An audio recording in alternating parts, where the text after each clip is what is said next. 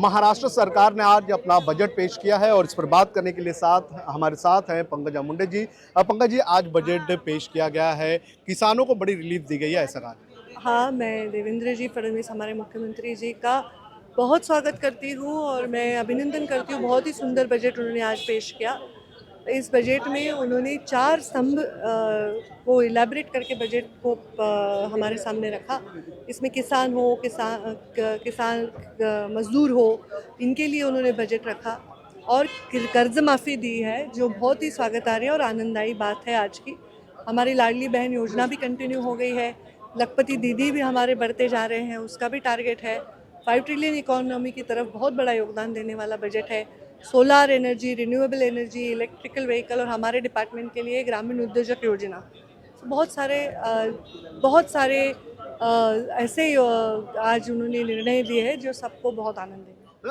अजीत दादा के बाद ये पहला बजट पेश किया गया है, तो इस बजट में किस तरह से उनके द्वारा लाई गई लाड़की बहन योजना पर ध्यान रखा गया है? अजीत दादा को वेलकम मैं करती हूँ कि अजीत दादा को याद किया, अजीत दादा के बारे में गौरव उद्गार निकाले और अजीत दादा का स्मारक डिक्लेयर किया है, क्योंकि अजीत दादा को कोई भूल नहीं सकता। वो वैक्यूम जो है वो उन्होंने एक पुरस्कार भी डिक्लेयर किया है, जो अच्छे काम करेंगे प्रशासकीय उनके लिए, तो ये अजीत दादा के लिए बहुत अच्छा ऑनर है। मैं ओवरऑल अगर महाराष्ट्र के डेवलपमेंट की अगर बात करें, इंफ्रास्ट्रक्चर की बात करें, तो किस तरह से इस बजट में आगे का विजन दिखाया गया है? मुंबई और महाराष्ट्र में इंफ्रास्ट्रक्चर किस तरह से डेवलप किया गया?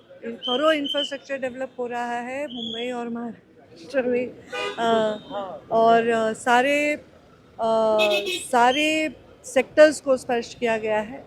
तो किसान भी नहीं दुर्लक्षित है, मजदूर भी दुर्लक्षित नहीं है, महिलाओं को भी अच्छा उन्होंने स्कीम्स दिए हैं, पर्यावरण की भी बात की है।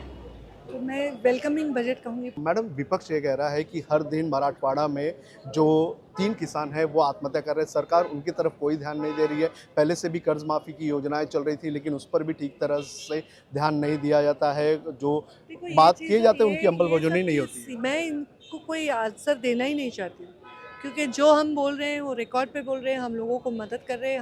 हमारे जो हम बोल रहे हैं वो हमारे जो वचननामे हैं, जो हमने डिक्लेयर किया, वो सब हम सही करके दिखा रहे हैं।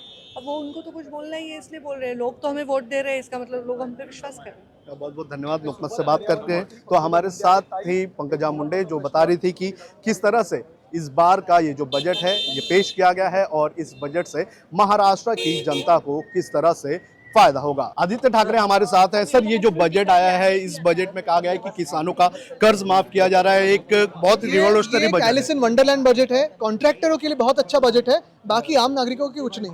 सर, लाड़की बहन योजना के भी जो वादे किए गए थे वो वादे नहीं पूरे किए गए हैं।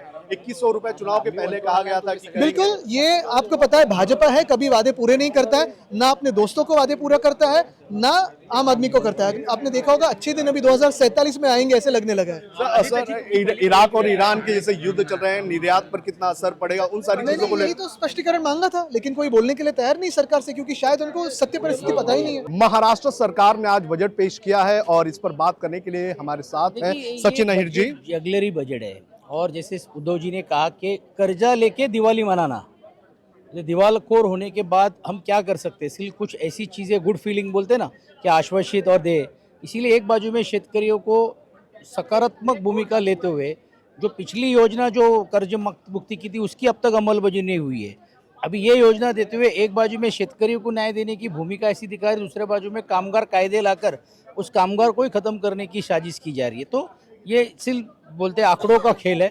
हम देखेंगे कि क्या इसमें उन्होंने जो दिया है, क्या किया है, क्या घोषित हुआ है, फिर हम उसके बारे में प्रतिक्रिया देना उचित होगा। महाराष्ट्र की आम जनता को क्या लगता है, इसको लेकर कुछ फायदा होगा? आम जनता को जब अपने खिसे में से पैसे जा रहे आने रहे, ये जब पता पड़ेगा, उसको वक्त लगेगा, तब लोग एहसास करेंगे। क्योंकि ये बजट में कुछ सहूलत दी गई नहीं है, ये बजट में जो लड़की बहन को जो 2100 रुपये देने की बात थी वो हुई नहीं है। तो बहुत सारी चीज़ें जो आश्वासित किया था और अन्य विभागों को जो विभाजन करके जो निधि दी जाती, वो निधि भी इस टाइम ऐसा बताया नहीं है कि कितनी निधि दी जाएंगी।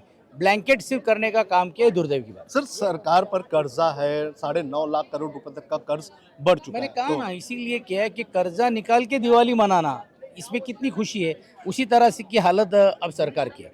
बहुत बहुत धन्यवाद। तो हमारे साथ थे सचिन अहिर, जो कि शिवसेना से विधायक है और उन्होंने सरकार के इस बजट पर सरकार पर हमला करने का काम किया है। वीडियो जर्नलिस्ट आदित्य के साथ सोनू कनौजिया, लोकमत हिंदी, मुंबई।